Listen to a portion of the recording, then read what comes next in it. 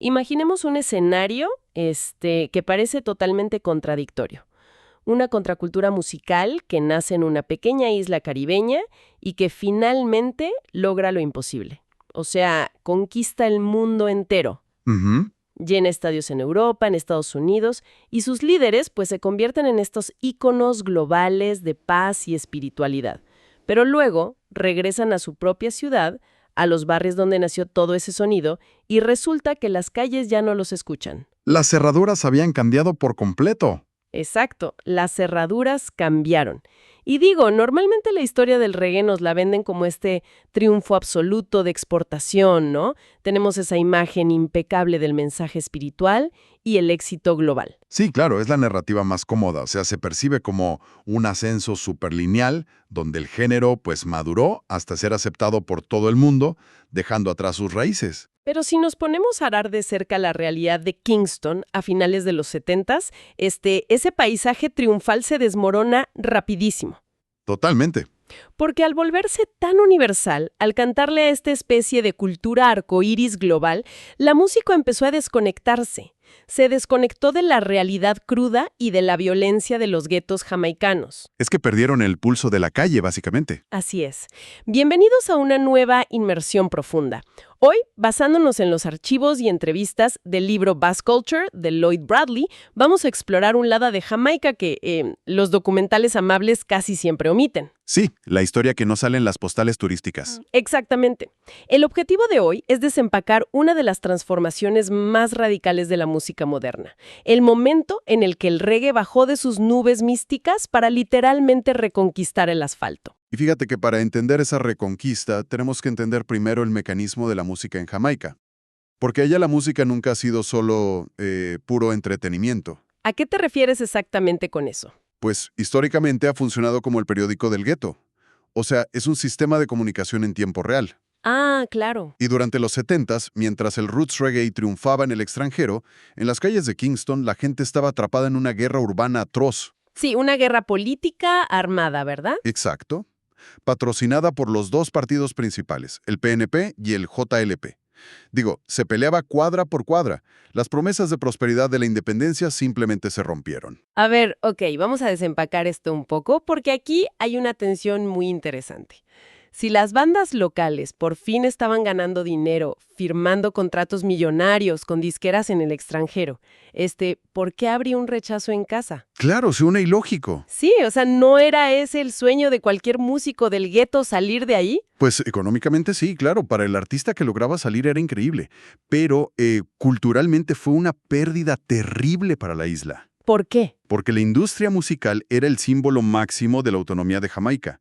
Y cuando los productores locales vieron que el control creativo se iba a Londres o a Nueva York, Y que el sonido se estaba suavizando, ¿no? exacto, le metían guitarras de rock, teclados pulidos, digo, todo para no asustar al público extranjero. Entonces hubo un vacío enorme. Y la naturaleza aborrece el vacío. Totalmente. Ahí es donde los dueños de los sound systems, que son estas discotecas móviles con muros de bocinas gigantes, decidieron reclamar su territorio. Claro, y así es como nace la era moderna del dancehall. Digo, el mecanismo de los sound systems me parece fascinante porque no era solo llegar y poner un disco en una fiesta. No, para nada. Era una industria hiperlocal. Sí, y aquí es donde veo esta analogía. Es tipo cuando una banda indie de tu ciudad se vuelve demasiado famosa, empieza a tocar en estadios mundiales y los fans originales, se sienten abandonados. Ajá, y arman su propia escena en los sótanos. Exacto. Crean una nueva escena underground mucho más cruda.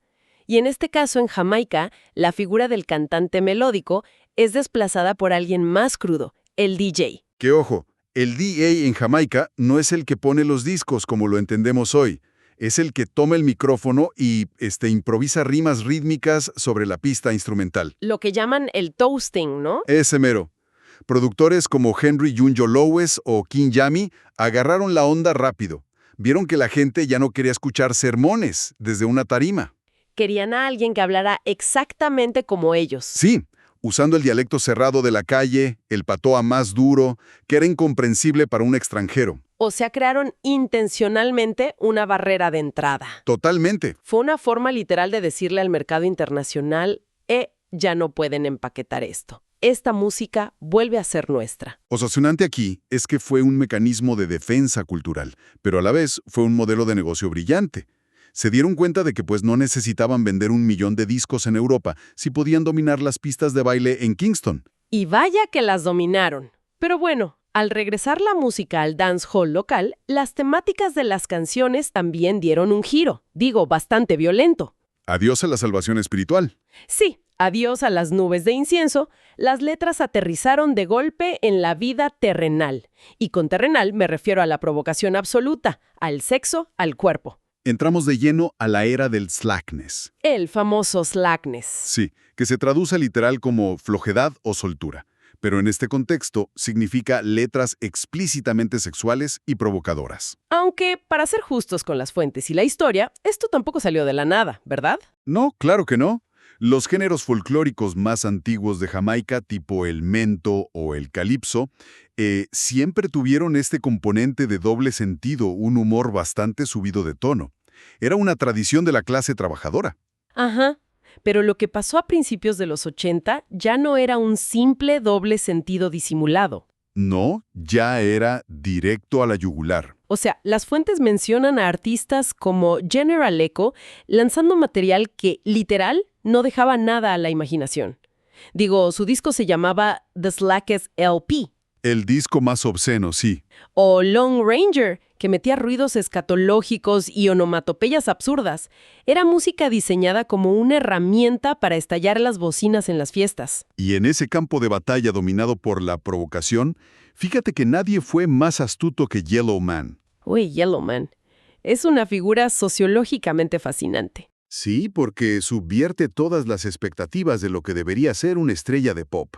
O sea, era un hombre albino, huérfago, que creció en orfanatos. Y en esa época, en la jerarquía social de Jamaica, ser albino te ponía hasta abajo. Sufrían una discriminación brutal. Eran tratados casi como parias. Pero Yellow Man toma el micrófono, se autoproclama King Yellow, el rey, y se vuelve la superestrella más grande del dancehall. Es que hay una psicología muy profunda ahí. Usó la autoparodia extrema, presumiendo supuestas hazañas sexuales como un escudo invencible. Fue un genio. Entendió la masa, no pedía perdón por cómo se veía, lo convirtió en su arma principal. Y para medir el impacto real de esto, el libro documenta un enfrentamiento legendario en vinilo. Ah, sí, la famosa batalla de Slackness versus Pure Culture. Exactamente. Un choque de trenes conceptual. Yellowman defendiendo la lujuria desenfrenada contra Charlie Chaplin. Que Charlie Chaplin era el DJ que defendía la cultura rasta pura, ¿no? La decencia y la rectitud. Sí, era como una batalla de rap conceptual antes de que siquiera existiera el término. ¿Y qué dijo la calle? Digo, ¿cuál fue el veredicto? Fue aplastante. El slackness de Yellowman barrió con todo. La demanda por estas letras crudas fue tan abrumadora que la industria tradicional entró en pánico. Me imagino. Artistas súper devotos, que en los 70 cantaban cosas de paz, de repente no tenían ni para comer. O sea, las fuentes mencionan el caso de Ranking Joe. Ajá. Pasó de grabar temas pacifistas como Natty Don't Make War a tener que sacar canciones tipo Lift Up You Frock, que significa levántate el vestido, solo para sobrevivir. Sí, renovarse o morir, literalmente. Pero a ver, aquí me surge una pregunta ética inevitable viendo las fuentes. O sea, ¿podemos justificar esto como una evolución cultural? ¿O fue solo una caída hacia lo vulgar para vender discos rápidos? Esa es una reacción súper comprensible. De hecho, fue el mismo argumento que usaron los sectores conservadores en Jamaica en ese momento. Claro. Pero si analizamos el mecanismo social, el slackness fue una válvula de escape necesaria. O sea, imagínate el contexto. Venían de años de opresión política, toques de queda, violencia en las calles. Sí, de ver morir a sus vecinos. Exacto. Y encima, la música todo el tiempo les exigía rectitud espiritual. Llegó un punto donde la calle dijo, ¿saben qué? Basta. Queremos reírnos, queremos sudar, queremos divertirnos. Querían desconectarse de tanta pesadez. Y el humor era clave ahí. De hecho, las fuentes aclaran que Yellowman no era solo un provocador barato. Tenía un ingenio muy afilado. Sí, y grababa crónicas sociales durísimas cuando quería. Como la de Soldier Takeover, ¿no? Contra la violencia militar. Exactamente. O sea, era un reflejo completo del gueto. Pero claro, esa complejidad fue algo que la industria internacional jamás logró procesar. Para nada. El archivo cuenta cómo la disquera CBS en Estados Unidos intentó fichar a Yellowman. Digo, se los llevaron a Nueva York y gastaron una fortuna intentando venderlo. Y el eslogan de marketing era lo peor. Lo querían vender como el próximo Bob Marley. No inventes. Es de una ceguera corporativa espectacular. Intentar vender a un artista albino que rapeaba sobre sexo con onomatopeyas como si fuera el nuevo mesías místico. Un desastre total. Evidentemente fracasó. No entendieron que el atractivo de Yellowman estaba milimétricamente codificado para Kingston. Y ese fracaso obligó a la industria local a volverse todavía más autosuficiente, ¿no? Así es. Necesitaban hacer música más rápido y más barato para suplir la demanda local. Y por pura necesidad, tropezaron con el futuro. Aquí es donde se pone realmente interesante la historia, porque en 1985 el sonido cambia para siempre. Entramos a la revolución digital y al ritmo Slang 10. El Undermine Slang 10. Exacto. O sea, según la investigación, el ritmo más pesado y revolucionario de Jamaica en los 80 salió de un teclado de plástico. Sí, de un Casio MT-40. Para dimensionarlo, antes de esto, los estudios necesitaban bateristas, bajistas, ingenieros. Era caro y lento. Claro. Y de repente, el cantante Wayne Smith llega con este tecladito al estudio del productor King Jammy y su ingeniero Bobby Digital. Y encuentran este patrón preprogramado de rock, que irónicamente era de una canción de Eddie Cochran, y lo empiezan a manipular. Pero ojo, la manipulación fue clave. No nada más apretaron el botón de play. Bobby Digital lo ralentizó, ecualizó el bajo y lo convirtió en una frecuencia monstruosa, diseñada para sacudir los sound systems. Y ¡boom! La primera canción de reggae masiva sin una línea de bajo tradicional tocada por un humano. Y eso solidificó el concepto del rhythm digital, que cambió la música global. El rhythm es solo la pista instrumental. Ajá. Antes grababas la canción y ahí quedaba.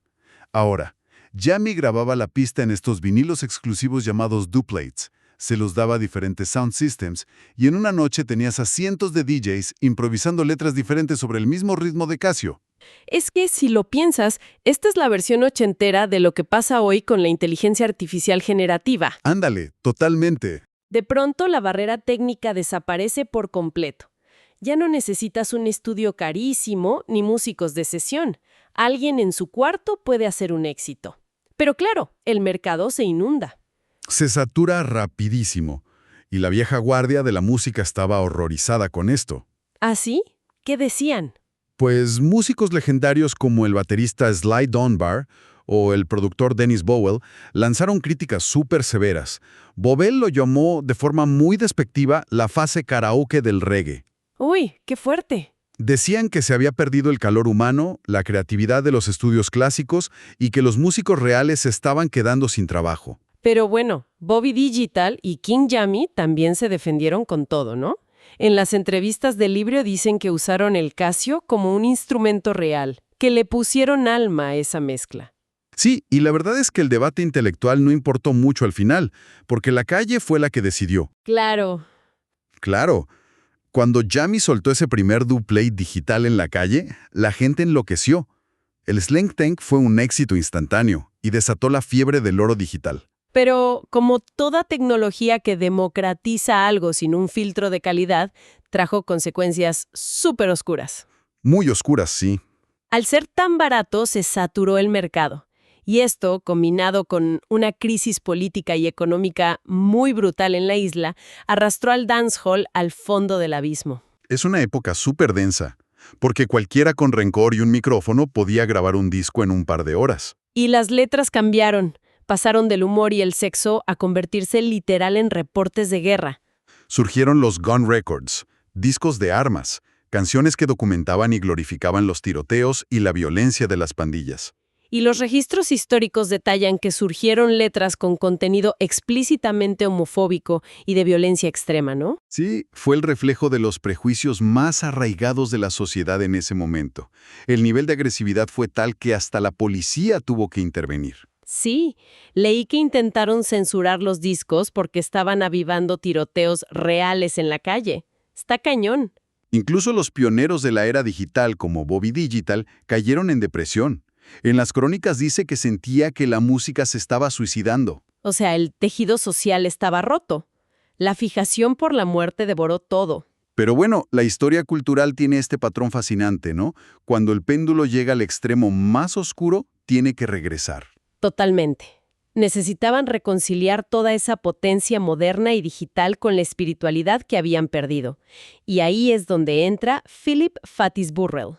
El líder del sello Exterminator. Fatis era una contradicción andante. O sea, las fuentes lo describen como un rasta yuppie. ¿Un Rasta Yuppie? Sí, vivía en los suburbios ricos, tenía visión global de negocios, pero era súper devoto de la filosofía Rastafari. Y él entendió que la tecnología digital no era el enemigo, Entonces, ¿cuál era el problema, según él? la falta de peso orgánico y de mensaje. O sea, ¿cómo resolvió eso en el estudio? Porque suena difícil mezclar esa velocidad digital con algo más tradicional. Fue un puente arquitectónico increíble. Tomó la velocidad brutal del dancehall digital, pero en vez de dejar la base sola, contrató a músicos veteranos como Sly and Robbie para que tocaran encima. Ah, combinó lo digital con instrumentos reales. Exacto. Metió arreglos de vientos cálidos. Hizo una mezcla pesada para que sonara bien en la calle, pero rica y compleja para el oído. Y sobre esa pista perfecta, Fatis puso a Luciano. Que, digo, la historia de Luciano parece de película. Es increíble. Un ex tapicero criado en una familia adventista muy estricta, que luego descubre el rastafarismo y llega con esa voz de barítono tan profunda.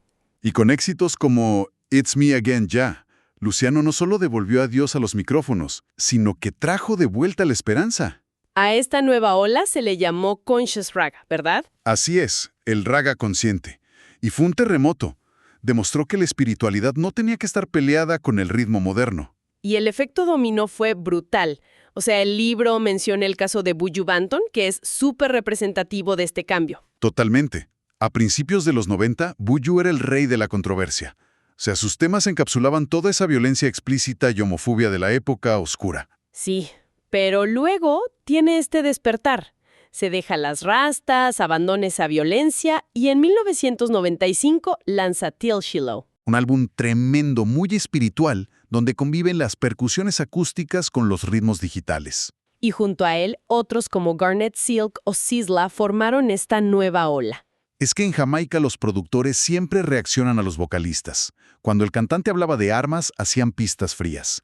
Pero cuando Luciano o Buju Banton empezaron a hablar de la humanidad, los productores se inspiraron. Se esforzaron por hacer arreglos dignos de ese mensaje. Es un ciclo vital fascinante. O sea, esto nos prueba que la tecnología no destruyó al reggae, solo lo desnudó. Exacto. Tocó fondo y usaron esas mismas herramientas digitales para reconstruirle el alma. Y esa reconstrucción nos deja ver cómo evoluciona realmente la cultura. Digo, de llenar estadios mundiales en los 70, pasaron a atrincherarse en los sótanos, se volvieron crudos digitales y luego renacieron fusionando todo. Es la prueba de que, para sobrevivir culturalmente, a veces tienes que atravesar tus etapas más oscuras e incómodas.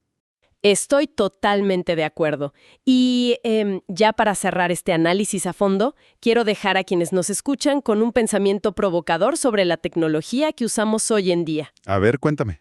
Pensemos en esa dinámica de los rhythms en el 85.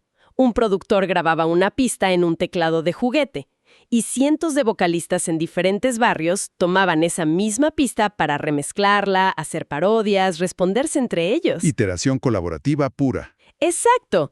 Esencialmente, en los guetos de Kingston, inventaron la mecánica exacta de la cultura moderna de los memes, de TikTok, de los remixes de Internet. Y lo hicieron décadas antes de las redes sociales. Sí, se adelantaron por completo a la viralidad. El código fuente de cómo consumimos y viralizamos contenido hoy no nació en Silicon Valley, se forjó por pura necesidad en un dancehall del Caribe. Así que los invitamos a seguir cuestionando el origen de la cultura que consumimos, porque detrás de la música siempre hay algo nuevo que descubrir. Muchas gracias por acompañarnos, nos escuchamos a la próxima.